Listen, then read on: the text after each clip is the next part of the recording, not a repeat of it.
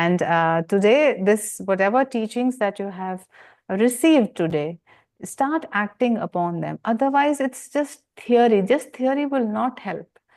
So you will have to make it a living practice in your life. Each moment can take you to infinity. Each moment of our life is a window to infinity. Each action can be used to unite yourself to the infinite Lord. Each act of gaining knowledge can be converted into gaining the highest wisdom. And the remembrance that eventually God is the doer, that has to come. And this is a beautiful thought that I would say, I haven't shared with many people, but my final interaction with Swami Kriyananda was, I asked him a question. So this was my final before he passed away a few months later.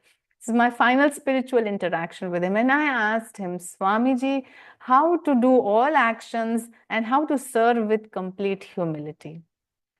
And his answer was very simple in one line. He said, remember, God is the doer. Then, of course, I was digesting and I was looking at him. And he said, have you understood? Always remember, God is the doer. And this has stayed with me, and I try to remember this all the time. And every time in the day, you start to feel this important little person who has great skill or talent or who's accomplishing anything in the world. It's a good time to remember this statement. A smiling Swami telling me this, remember, God is the doer. And this is the truth. So I guess we can end today's class. Thank you, Dr. everybody. Radhika, we have two questions. Okay, yes, please go ahead with your question. The first one is, can we not do Kriya if we do not perform the other yagyas? Okay, so you're meaning Kriya Yoga? So said the final yagya, the fifth yagya is Brahma yagya. And Kriya Yoga is the act of performing this yagya. So Brahma yagya is the one that is going to eventually set you free, and therefore performing meditation. Of course, if you are a disciple of Paramahansa Yogananda and the lineage of masters, then you will be performing Kriya Yoga, or you should be performing Kriya Yoga if you have taken initiation. And if not, yes, of course, if you have been initiated by another master and you are following, the important thing is to perform whatever meditative technique that you have attained. If you have attained the technique of Kriya Yoga and if you are not using it, then it's a waste. Why? Because you have got the keys to heaven, but you are not opening the lock. Then that, of course, also it is said that it is not such a good karma to attain initiation and attain a technique and then allow it to go waste. This is your time and opportunity. If you have been initiated through any path, through any guru, this is the time to start practicing. Why? Because it was your yearning itself. It was your own prayer to the universe and your yearning to be free that invited the Guru's presence in your life. Now that the Guru has appeared in your life and he has initiated you with whatever meditative technique, especially Kriya Yoga, in our case as disciples of Yogananda, then it becomes both our right as well as our duty to do our regular meditations, because our initial desire of becoming free will be fulfilled through this technique and through this path. So you must perform. If you're initiated, please do your regular meditations, because otherwise the purpose will not be met and the goal of self-realization will be missed, and then more and more lifetimes are to be lived in sorrow till you come back to the same path. So then why do you want to waste time? Why not now? Please practice your techniques. The next question is, I'm still not clear on the concept of spirit and God. When we say I'm the bubble, make me the sea, do sea represent God or spirit? Are they not one? Okay, that's a good metaphysical question. In one sense, they are one. You can say, as we were discussing about transcendence and immanence. So, spirit is transcendent means it exists whether or not creation exists. Something exists. That something is the formless, infinite spirit. It is absolute. It is still, it has no movement in it. But when creation comes into existence, so when creation comes means there is movement from that absolute. Now that movement happens at the macrocosmic level where the universe is concerned, the whole cosmos is concerned, and at a microcosmic level where human beings are concerned or little created objects are concerned. So one absolute spirit, when it creates, then it divides into God the Father, God the Son, and God the Holy Ghost, or Tat Tat Om. So when you say, I am the bubble, make me the sea, you are actually becoming, in your consciousness, you are becoming one with the Holy Ghost or the Om vibration.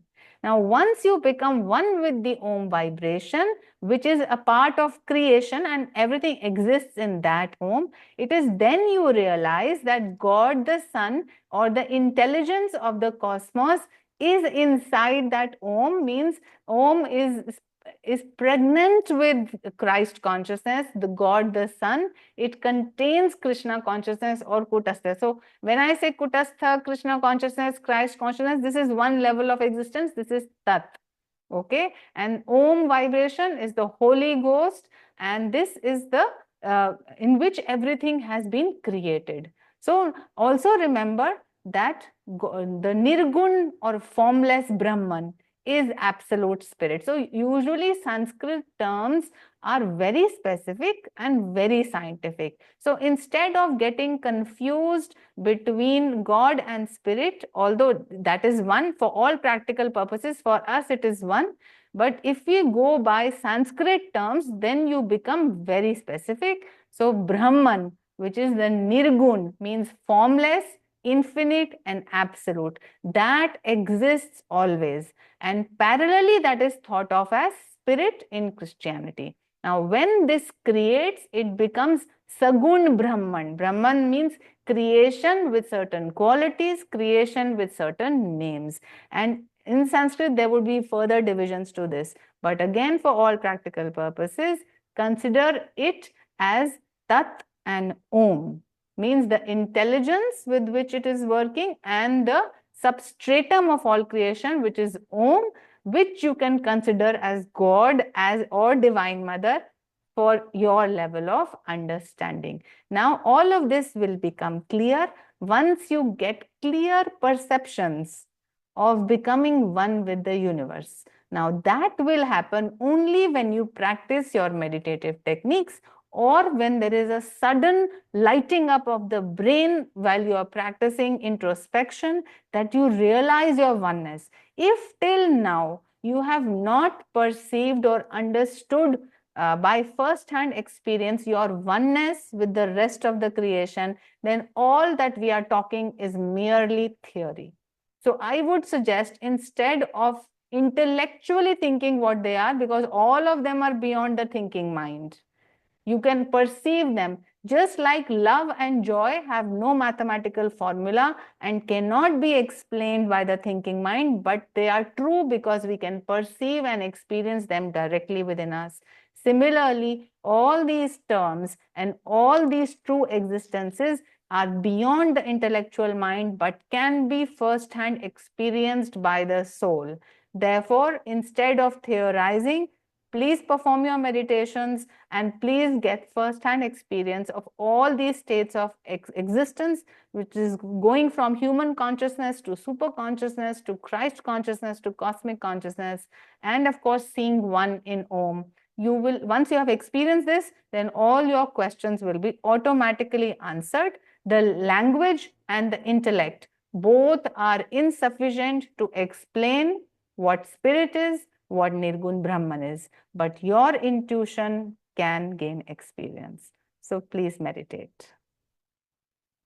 So I think there is some issue. We'll end the class here. Thank you, everybody.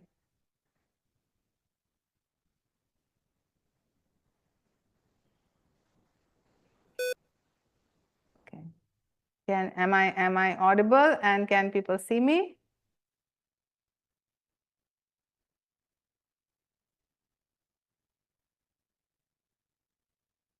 Yes. Can we take the next question? Okay, sure. Please go ahead. Yes.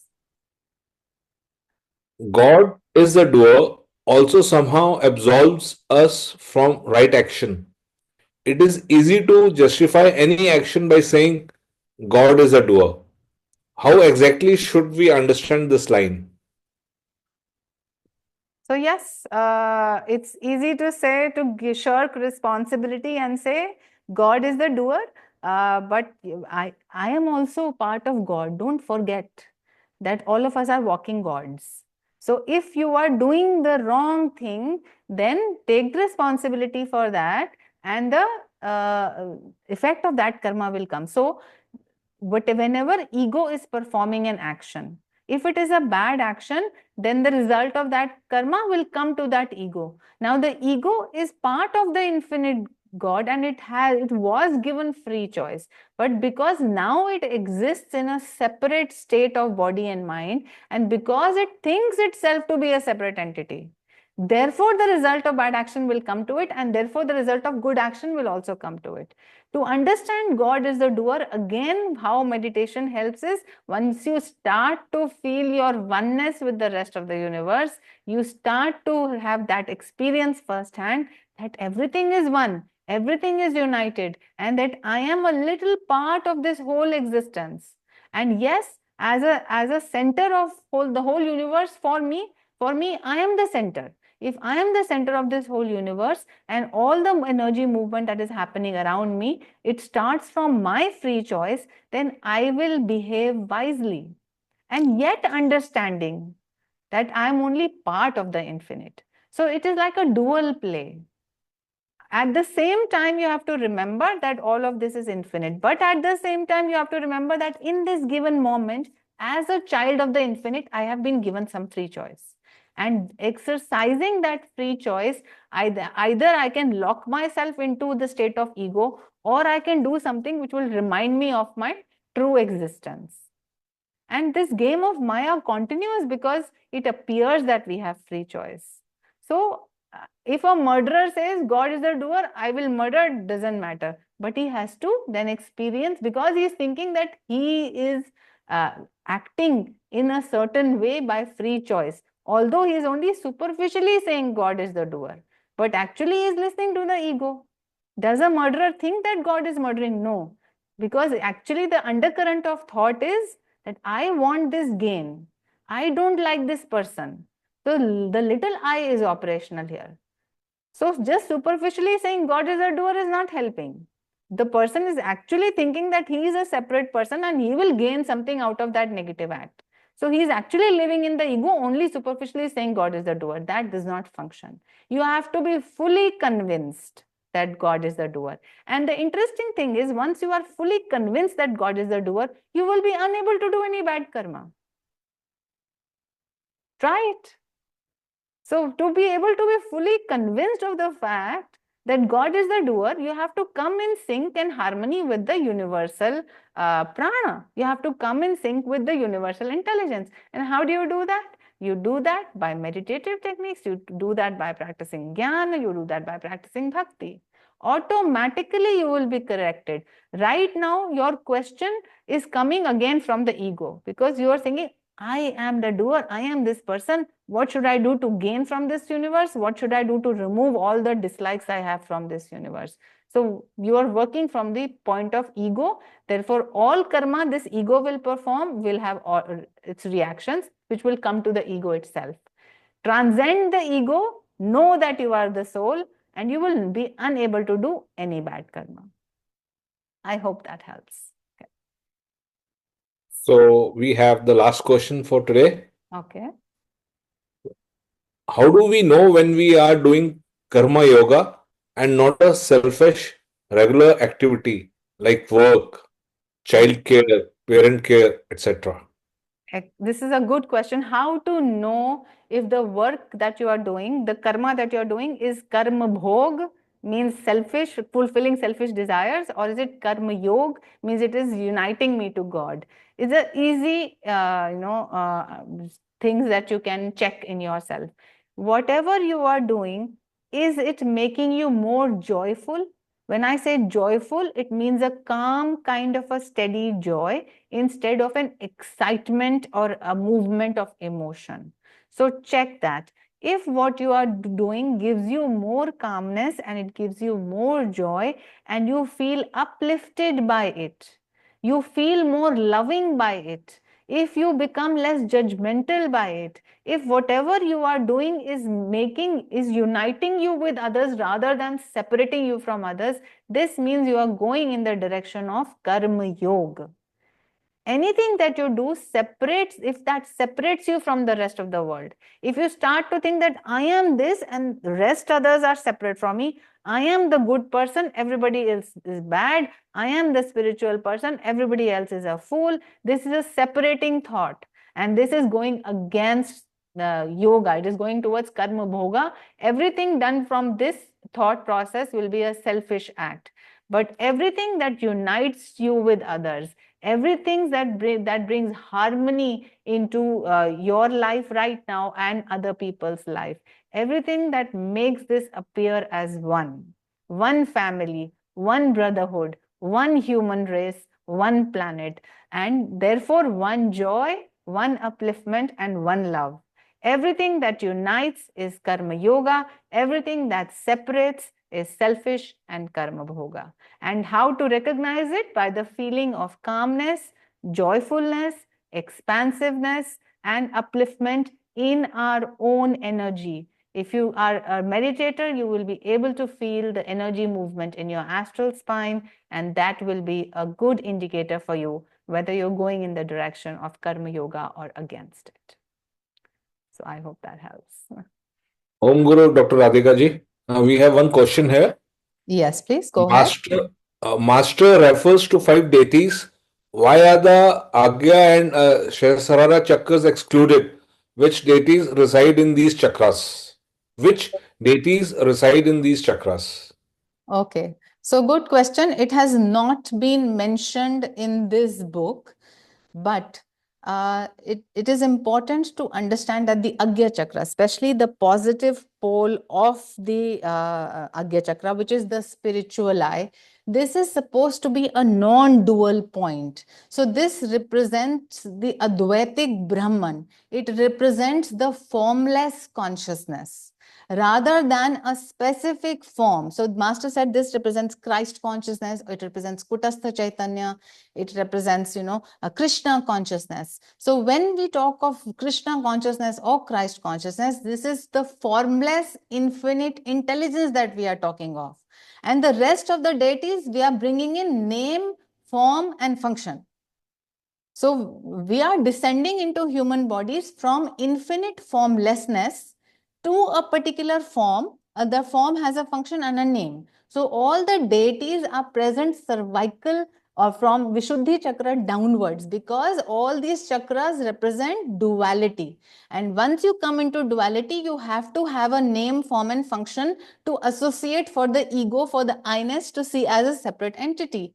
But since this is a point of Advaita, the spiritual eye or the Agya Chakra positive pole is a point of infinite formlessness, therefore you cannot assign a particular deity a name, a form, or a function to it. And that is why Master has not mentioned any deity here, according to my understanding. And I hope we can all understand this truth. So now this very interestingly draws my attention to the epic Ramayana. And just as the characters of the Mahabharata are inside of us, and we said the Kauravas are our vices and the Pandavas are our virtues, and all the characters have been mentioned. So similarly, the Ramayana can also be on parallel lines played here. So this point, which is the spiritual eye, this is Ayodhya. So Ayodhya is a place where there can be no yudh and there is no duality. Why there is no yudh? No war, because there is no duality. This is point is one. So Krishna, Rama, Christ, all are here one. And so when this descends into the body and duality comes into play, then Sita, who is the infinite energy represented as Kundalini, as she descends and then she goes out into the world. as the Kundalini through the nervous system goes out into the world, there comes the temptation, means the golden deer in the forest. And that what happens when she crosses the Lakshman Rekha, means when she crosses the limits of her astral spine and tries to go out and grab something from the outer world, she is kidnapped. So Ma Sita or Kundalini is kidnapped and she is taken down south actually, and the down south of the body becomes the Mooladhara, and beyond the Mooladhara we know the Kundalini gets locked. And then it is Hanuman, who represents the wind god and who also represents the power of devotion, has to actually go and find where she is. So your heart chakra, where resides, the Bhima or Hanuman, and of course your love resides, with that power only can you access, and you can bring, then of course, and with the act of Kriya Yoga, you can take the energy from the spiritual light down to the Muladhara chakra, and of course do the specific technique. So you then with, and it has to be done with devotion. Only then can the trapped Sita, which is beyond the Muladhara down there, can be retrieved. And then when she is retrieved, they can be brought back to Ayodhya, which is the Agya Chakra. So again, coming back to your question, this is a point of formlessness, of infinite nature. Therefore, it has not been assigned a specific name, form, and function, and no specific deity is mentioned. I hope that helps. Next question is, how can we find God when life throws so many challenges? Meeting them and managing them takes up all the energy. Yeah, good question again. So point is, do you want to find God? Do you want to be happy or not? Let us forget the word God. Do you want to be happy or not is the simple thing. If you are living this life, of course we want to be happy. All the 8 billion people on this planet want happiness. And what is happiness? God is happiness. God is ever existing, ever conscious, ever new joy. And will you not find time in your life to get happiness? So whatever you are doing, how to be happy in the midst of all the challenges of life, that is your question. So we can make it, very metaphorical and say, how can I find God? I am living this life, worldly life, which is challenges. Now, don't forget that the very life is also God. The challenge is also coming from God, and your ability to stay happy in those challenges is also God. So if you do not find time to become happy in your circumstances, then who else will do this for you? You think suddenly some magic will happen and next day you are suddenly going to be happy in your challenges? No. Who has to fight this war? This war has to be fought by each one of us. Wherever God has placed us, this is our battlefield. And here, even when Krishna tells us that he is there with us, even then the battle remains to be fought. Arjuna still has to fight the battle even after he sees the Vishwaroop darshan of God. Therefore, each one of us, how will we get that happiness? Again, if we do all the duties that are given to us, if we are devotional to God, if we introspect and contemplate upon God, if we do our meditative practices. And if you say, I don't have time for all of this, then the answer is you don't have time to be happy, then that's a very sad situation. There is no shortcut. Everybody will have to work his or her way out. Reduce your social media time, reduce your work hours, reduce your sleep, but meditate. Only then you will be able to find that happiness. And interestingly, this happiness is very, very encouraging. When you start meditating and you start to taste even a little bit of this joy and peace, it has its own magnetism. It will invite you to more and more practice. It will create that habit in you because it is very addicting. There is no joy or pleasure that this world can offer as compared to the peace and joy that is offered in meditation. There is the simple standard of comparison. And when you have joy or happiness in your life, you have God. God is not one anthropomorphic being who will one day come. God is the very joy of your being. Everything that increases the joy of your being is bringing you closer to God. And therefore, the effort has to be made by each one of us individually, remembering that the Guru is there to help. There are other devotees who are there to help. Be inspired by the lives of devotees. Look up to the life of Yogananda. He said, I have made the effort. So once one devotee was saying to Yogananda that, you can do all of this because you're a master. Yogananda ji replied very sternly. He said, how do you think I became a master?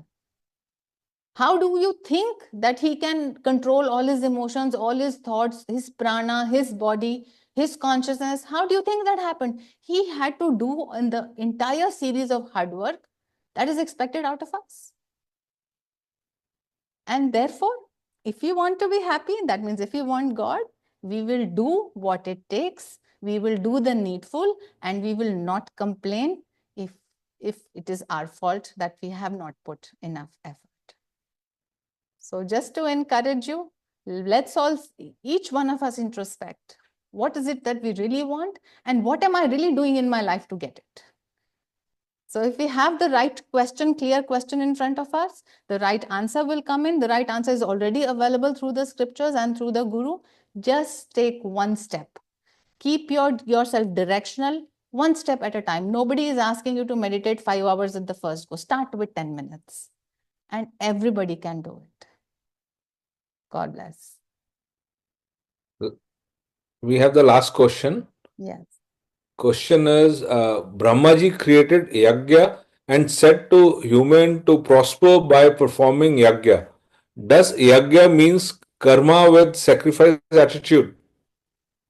Okay. So karma with sacrifice, what is sacrificial attitude? So I definitely don't want you to mistake it for the animal sacrifices that were being performed during the karma kanda period. So that is not being talked about here. The sacrifice is your own self. The sacrifice is your ego. So how do you offer you yourself when you are taking out time, when you are using your energy, when you are using the prosperity that you have received from the universe, when you are using all of these agencies that have come to you from the universe, and you are sacrificing a portion of them to give back to the giver, to give back to other humans, and to give back to all creation. So this is the sacrifice. So whatever you own, you think you own, actually we own nothing. But whatever we think we own, like this body, the prana in this body, or my belongings, or the money that I have time with me, all of this, if I can use one or more or all of these things that I have received and give it back in some way to the universe with love, then this is the offering. This is the real yagya.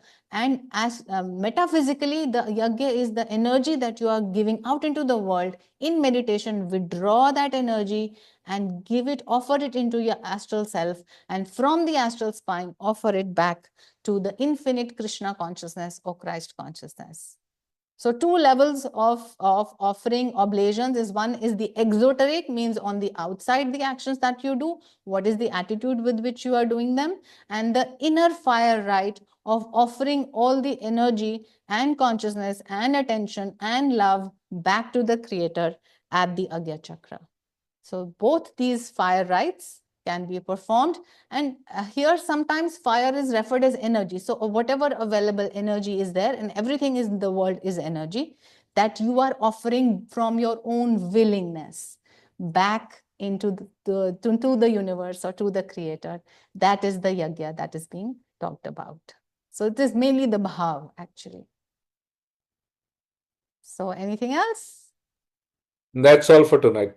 Thank you so much. So God bless us all, and we shall meet next Thursday. And I continue to say this again and again. If you have these books, if you don't have these books, you must buy a copy of the Gita. You must read it on your own. You must reiterate, you must rewind, you must revise. And the most important thing is start looking into your own self. Do your own svadhyay. and see where you are, what you really want, and where do you want to go. And the goal of human life is self-realization, is God realization. Let us never forget this. Everything that happens is en route. Whatever else we think is important is en route. Let us not lose sight of the final goal of God realization. So God bless us all, and bye-bye. We'll meet next Thursday.